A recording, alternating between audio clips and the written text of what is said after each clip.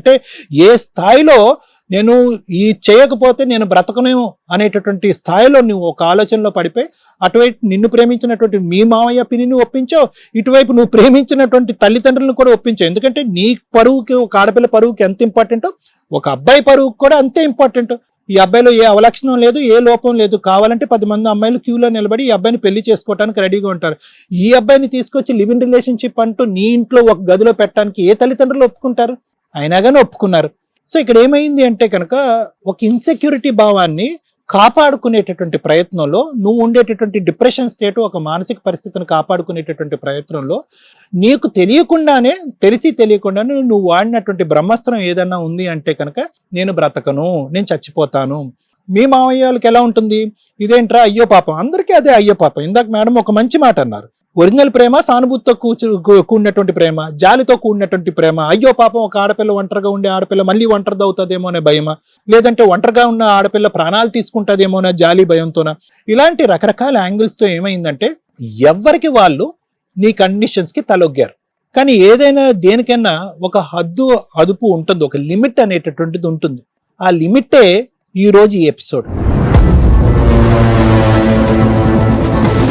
అంటే ఆ rubber band ని సాగదీసుకుంటూ పోతామండి, అది ఎక్కడ తెగదు కదా అంటే కనుక ఎక్కడో చాటు తెగుతుంది. ఈరోజు తెగింది ఆ పరిస్థితి. చందు నీకు చాలా అవకాశాలు ఇచ్చాడు, నీ ప్రేమకు తలొగ్గాడు, నువ్వు ఏదంటే అది చేశాడు, కింద మీద పడ్డాడు, అన్నీ చేశాడు. ఓకే, ఈ రోజు వేరే సంబంధం కుదిరిందో అంటే కనుక వాళ్ళు అదేమంటున్నారు, సార్ అదేమీ కాదు, ఇంకో కారణం చెప్తే కనుక ఇంకా అన్ని మెట్లు దిగిపోయి ఆఖరికి ఈ అమ్మాయి ఏదైనా చేసుకుంటే కనుక కర్మ కొద్ది నువ్వు ఏమైనా చేసుకున్నావు అనుకో, ఏదో శనికావేశంలో ఏదో చేసుకున్నావు అనుకో, చనిపోవచ్చు, లేదంటే చనిపోకపోవచ్చు. దానికి బాధ్యులు ఎవరు అవుతారు? వీళ్ళే వహించాలి.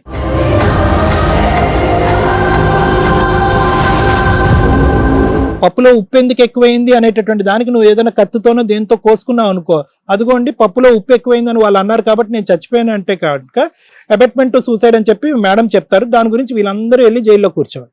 సో కాబట్టి వాళ్ళ లైఫ్ ఇంక ఏ స్థాయిలో రిస్క్లోకి పట్టుకెళ్ళిపోతున్నారో జాలి పట్టడం వల్ల, ప్రేమించటం వల్ల అనేటటువంటి ఆలోచన, అవగాహన వాళ్ళకి వచ్చి ఈ అమ్మాయి ఇలా అయితే వదలదు, మనం ఏదో తెగింపు చర్య చేయాలి, నీ మానసిక పరిస్థితి బాగాలేదు అని. నెంబర్ 2 ఏంటంటేనమ్మా, ఈరోజు ఈ ఇష్యూ చాలా ఈజీగా రిజాల్వ్ అయిపోయి ఉండేది. ఎప్పుడు అంటే కనుక ఒక చదువుకున్న ఆడపిల్ల, ఉద్యోగం చేసేటటువంటి ఆడపిల్ల, తన వల్ల ఒక ప్రేమికుడు సఫర్ అవుతున్నారు, అటువైపు తన చుట్టాలు సఫర్ అవుతున్నారు, ఇటువైపు ప్రేమికుడి యొక్క తల్లిదండ్రులు కూడా సఫర్ అవుతున్నారు నీ మొండి పట్టుదల వల్ల. నేను ఈ నా జాలిని, నా బాధని, నా కష్టాన్ని, నా జీవితంలో జరిగినటువంటి కష్టాన్ని నాకు తెలియకుండానే నా అడ్వాంటేజ్కి వాడేసుకుంటున్నానా, నా అవసరాలకు వాడేసుకుంటున్నానా, నేను పట్టిన కుందేలకు 3 కాళ్ళు అనే విధంగా అందరినీ లోబర్చుకుంటున్నానా అనేటటువంటి ఆలోచన శైలికి నీకు రావాలి. Both in your personal life and professional life.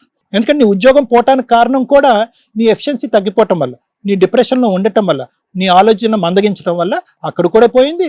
ఇక్కడ పర్సనల్ లైఫ్లో కూడా రావాలి ఉండాలి అనుకునే మనుషులందరూ దూరం అయిపోతారు. నువ్వు కాసేపు కూర్చుని ఆలోచించుకుని, నా మైండ్ నా కంట్రోల్లో లేనప్పుడు, నా ఆలోచన నా కంట్రోల్లో లేనప్పుడు, బ్రతకూడదు, చనిపోవాలి అని అనుకున్నప్పుడు, నా చుట్టూరే నా ప్రేమించే వాళ్ళు అదే పనిగా తిరగాలి అని అనుకున్నప్పుడు నాలో ఏదో లోపం ఉంది అనే ఇంట్రోస్పెక్షన్ చేసుకుని పదండి.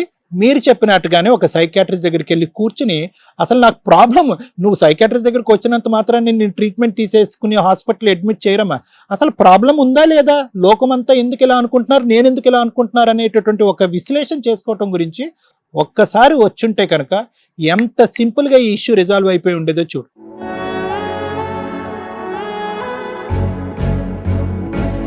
అంటే నేను అనేది ఏంటంటేనమ్మా, నీకు జరిగింది అన్యాయం కాదనట్లేదు. ఈ అబ్బాయి ఏంటంటే ప్రామిసులు చేసుకుని మీరిద్దరు ప్రయాణం చేసి ఈ రోజు నట్టేటు ముంచేశాడు అనేటటువంటిది మనందరికీ కనిపించేటటువంటి కథ. కానీ నీకెంతైతే బాధ కలిగిందో ఈ అబ్బాయికి కూడా అంతే స్థాయి బాధ.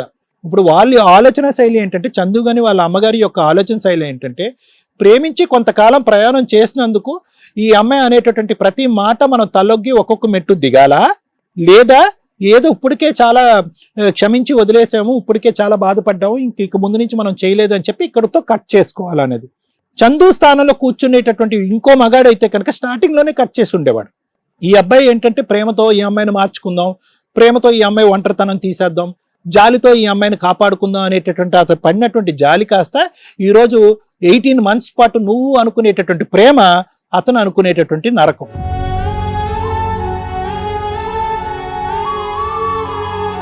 వాళ్ళు నరకాన్ని అనుభవించారు. నిజంగా వాస్తవాన్ని చెప్పాలంటే ఈ రోజు నా పరిస్థితి ఒంటరితనం అండి, నన్ను కాపాడండి నువ్వు అంటున్నావు కదా, వాళ్ళు నరకాన్ని అనిపించారు, కుటుంబ సమేతంగా నరకాన్ని అనుభవించారు.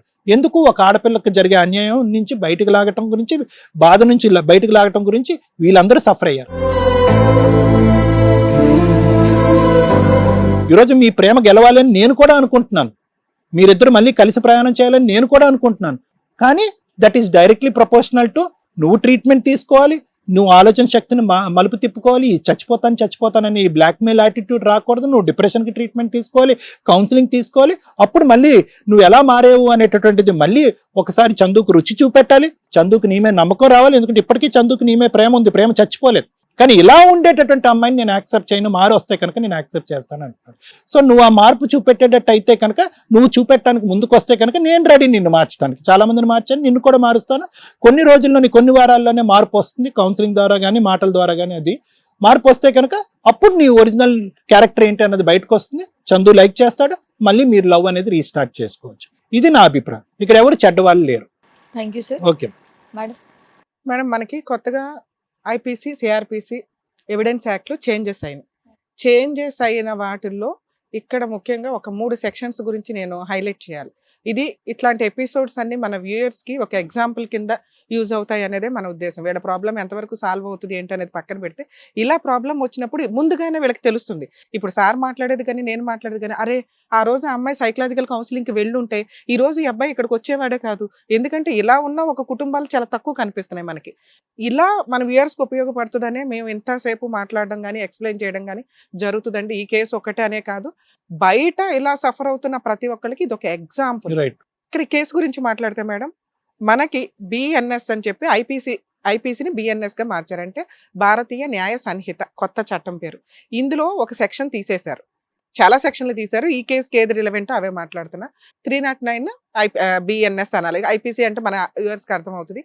309 ఐపీసీ అంటే సూసైడ్కి సంబంధించి. ఒకప్పుడు ఇట్లా సూసైడ్ చేసుకుంటాం అనే, లేకపోతే సూసైడ్ అటెంప్ట్స్ కానీ ఏదైనా చేస్తే వాళ్ళని అరెస్ట్ చేసేవాళ్ళు. వాళ్ళని అరెస్ట్ చేసి తీసుకువెళ్ళి సోషల్ అవేర్నెస్కి సంబంధించిన ప్రోగ్రామ్స్ చేయడం కానీ, సైకలాజికల్ కౌన్సిలింగ్స్ ఇప్పించడం కానీ, వాళ్ళకి ఒక మోటివేషన్ తీసుకొచ్చి కొన్ని రోజులు అయితే జైల్లో ఉంచేవాళ్ళు. కౌన్సిలింగ్ ఇచ్చి వీళ్ళు పర్ఫెక్ట్, ఇంకా సూసైడ్ అటెంప్ట్స్ చేసుకోరు అంటేనే వీళ్ళని బయటకు వదలటం అనేది ఉండేది. అరే సూసైడ్ చేసుకొని చచ్చిపోదాం అనుకున్న వాళ్ళకి మళ్ళీ జైలు ఏంటి అని దీంట్లో ఏవో చేంజెస్ వస్తే ఆ 309 ఐపీసీని తీసి పడేశారు.